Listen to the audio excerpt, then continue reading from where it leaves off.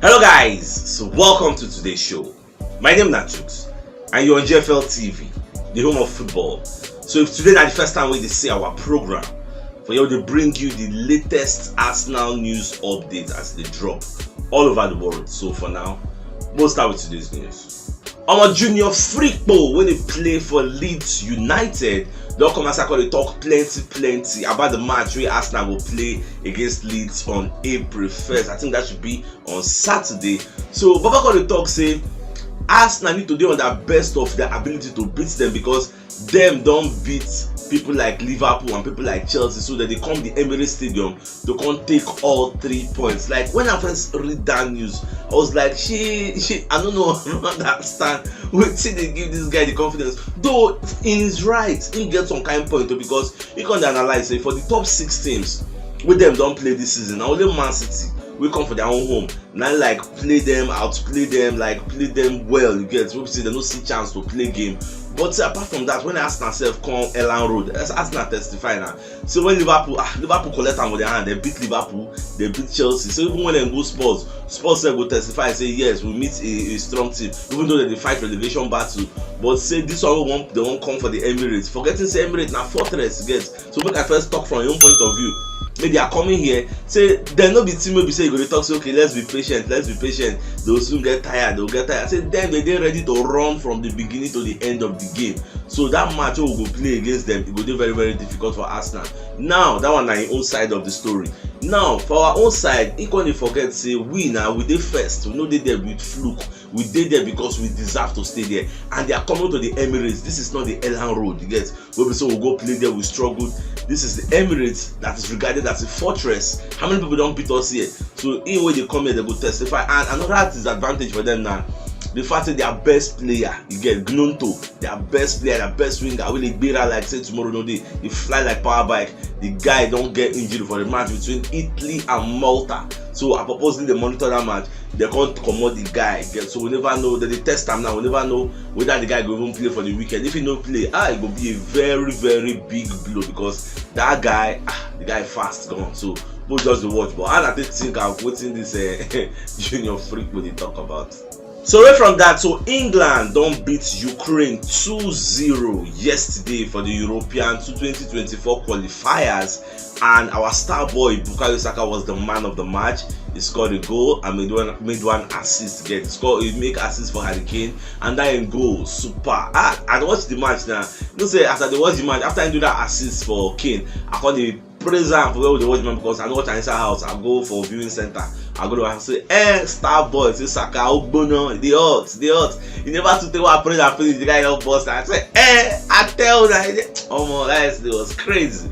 So I just enjoyed the way the guy play. What's the way you turn that guy, hang on, last angle, no see him. The guy played very well again. So even the comparison between Saka and Rashford come as I see argument. I just ask them one question, everybody quiet. I say, if you are as a coach, make a pick your brain. You see a player who Rashford has scored 14 goals in the league. Saka has scored like 12 goals and has 10 assists, which means 22 goals contribution. If you are a coach and you have a player giving 22 goals contribution, I have a player giving just 14 goals and 3 assists, which is 17 goal contribution, who would you pick? You get everybody keep quiet. We can tell them to say as it stands now presently, nobody will play Saka but England first 11. Get everybody go celebrate them. So it is what it is. Even after the match, people like Zinchenko go come and say, talk say this Saka will see like this now. Say Saka is on fire at the moment, and saying which Saka that same fire may continue to be on fire until the end of the season, you get, because we need them to see them be Arsenal teammates. Although Zinchenko talk say in the wait for Saka by the time they will play the second leg for Ukraine or maybe a neutral venue, I don't really know, you get. So we'll just watch. I wish them all the best of luck. My happiness to say Saka no get any injury, but that man they don't really give him any bad tackle. So he's coming back to the Emirates. Only one time we say in for them with in bonbon, it's grand. We are competing for her. So apart from that, no injuries. He's coming back. I don't hear any negative thing from Ghana. Say back the one thing. So I believe everybody is coming back on skate. So when they don't come back today, tomorrow, everybody will fly in. So we can know how they go. So let's proceed. Alright, so for Lali Balogun self don't come drop one Instagram message. You back on the talk say in life you go where you are appreciated. And what bring this statement and the fact say him won't make England call him, but England no can call him. So right now he's going to play for USA because they only get talks. The USA team hierarchy with himself, they talk of how he will come start to play for USA. So for media setting ahead of the match where England play against Ukraine, so the press people when they ask Gareth Southgate, maybe the coach of the England national team, the men's team, but they ask and say, what do you think about this? Because this Balogun we don't score like 18 goals for Rams, guys, and he no call them up. So Babako talk say, what do Balogun understand? Say you need to be very, very patient because many people they are ahead of you in the pecking order. Look at in Ketia where they enjoy football. For Arsenal, they don't call him. Look at Oli Watkins. Look at Ivan Toney where they just score. I believe this is like his first time. I noticed I don't call him before. Look at Harry Kane. Where he did go dislodge all these people. How are you going to do it, guys? So you wait these Rams. So you guys take patience. So you understand. Say some players they just want them now. They want to play now. Whereas some they go still get patience. So okay, when is my time? So I go play. So all you got to tell the guy now, making just the patient. And say no, they naive say.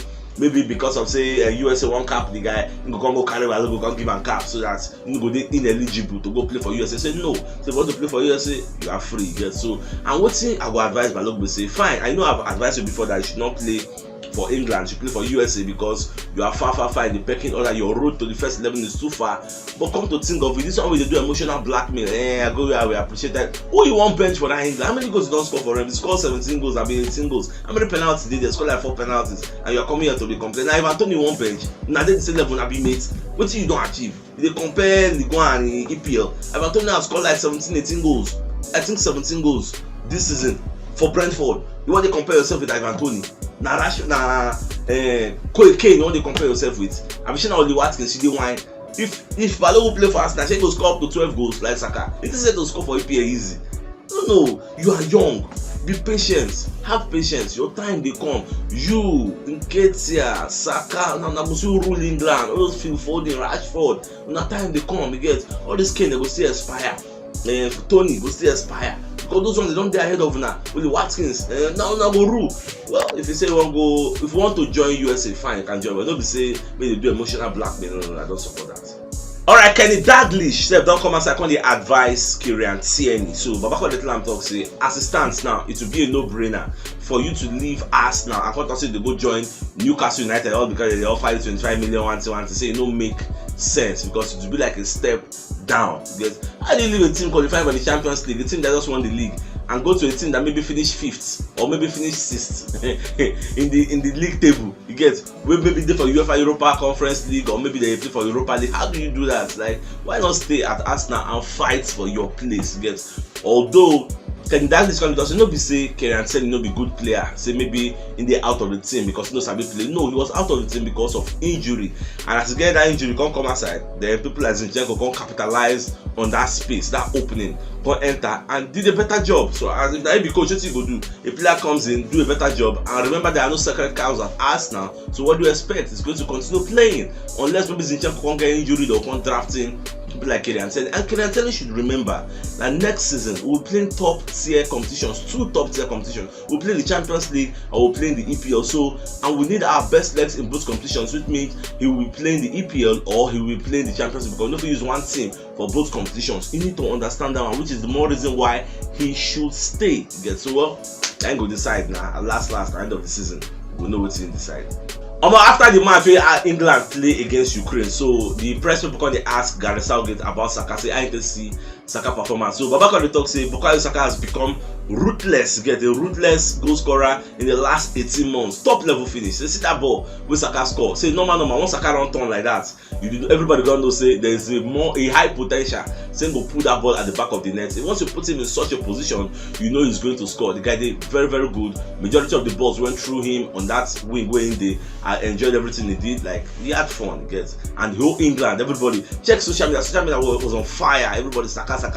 Even those who say they'll be Arsenal fan, and they complain say why you be saying na Arsenal this Saka boy can't dey get. Say Boko come at Real Madrid. If I did Barca, if I did this, if I did that. Oh God, it's made in Hill End Academy. We no buy him. You get now we make him. You get so, and that's what we do at Hill End. And if you press Saka, don't forget that it's Saka race of opportunity is coming up. Mario, Abi Amando, Crozier, Dubry, and then Mario. I think that's Mario.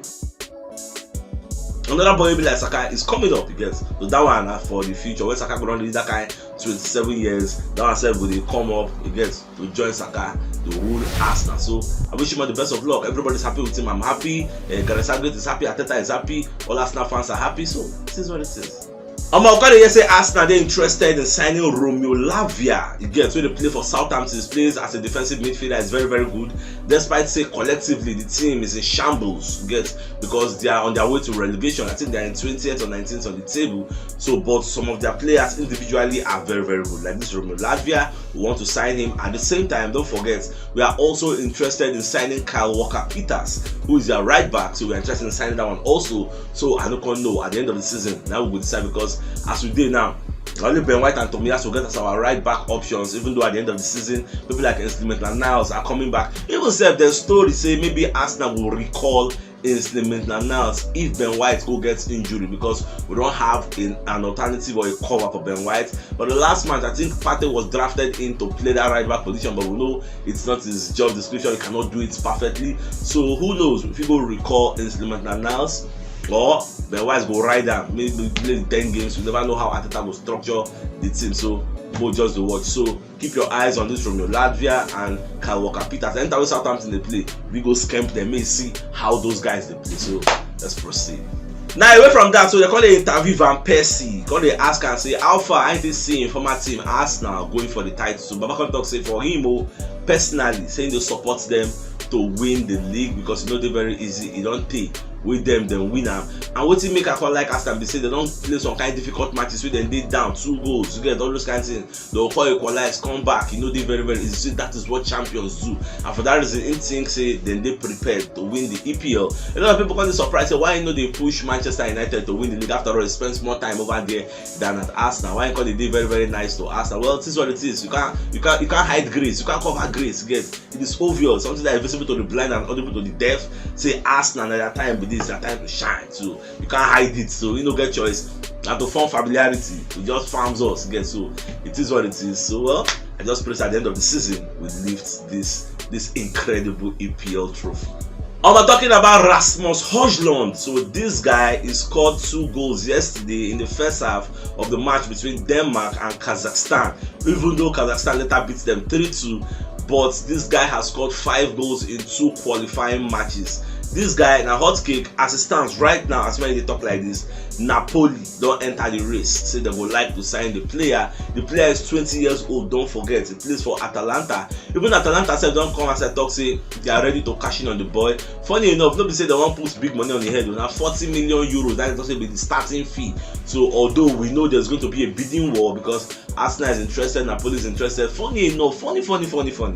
Everton call the CHUKS for the race. So they would like to sign the player because they feel say the player will feel say okay, instead of me joining Arsenal, Napoli and the likes and go stay on the bench, maybe I can join a team as small as Everton and start to get. Then after 1-2 seasons, another big team in the EPL will come and pick me. He's 20, he has a lot of time on his hands. That 20 when they gone, that be the more reason why Arsenal even want to sign him because he has a lot of years to blend with the likes of Saka, Martinelli, Odegaard and the likes. Get so as it stands now, there's going to be a bidding war, but I don't think it's a bidding war that will get up to 100 million euros. So I'm looking at 60-70. Somebody go buy him. Now the reason we make Napoli one sell and be saying Chelsea are preparing £100 million bid to come and sign Osimhen. Osimhen said don't talk and publicly saying they prepare himself to go to the EPL to go and test himself because EPL is the best league in the world. So if Napoli lose this Osimhen, they are looking at Rasmus Højlund, we don't play for the Serie A already, we understand the league to replace an Osimhen. So it's going to be very, very tricky. I don't know how it will be. So now when the season just end, once season just end, we'll see how everything will play out.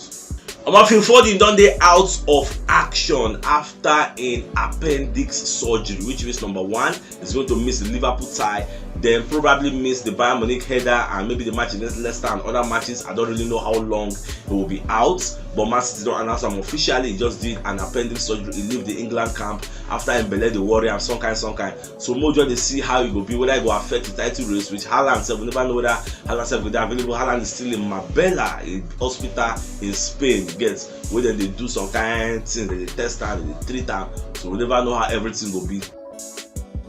April 1st, no fun as you mean a weekend get, so we will see the lineup in Man City go throw in whether Haaland will play, whether Haaland not will play. Phil Foden is out already, and we know he's one of the pivotal strikers or wingers that they have with the turn games, with the change games because of his pace and his trickery. So People just watch as everything will turn out. So my dear football lovers, if you don't watch yesterday's show, check the top left corner of your screen. You'll see the thumbnail. Click out so that you get all Arsenal updates as they drop all over the world. So CHUKS signing out. Enjoy the rest of your day and get out.